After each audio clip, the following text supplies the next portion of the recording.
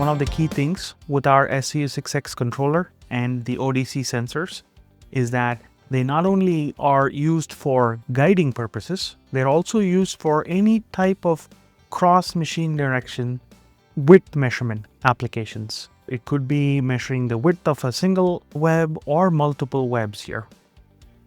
Again, to reiterate on some of the advantages of the ODC sensor is that it's a one-sided sensor technology.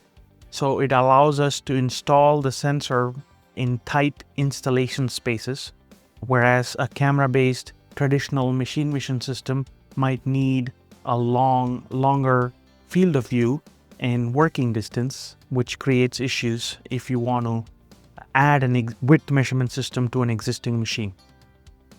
The other advantage is that the light source, the optics, and the camera, everything is built into a single interface, like what we have here. We don't have to have a separate light source or gantry to have the camera and the light source built in. The third advantage is that the sensor provides a one-to-one magnification. If the object is 100 millimeters wide, we're using a sensor that is at least 100 millimeters wide. So we get a one-to-one magnification.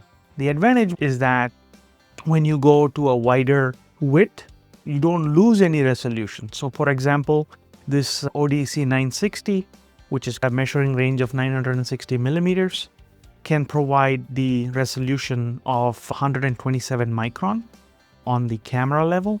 And then sub-pixel with that, you could get up to about 33 micron resolution. Your resolution is not affected by the field of view that you are requiring. Because of these advantages, the ODC sensor is used for a lot of different applications, especially in existing slitter rewinders where you want to measure the width of the material.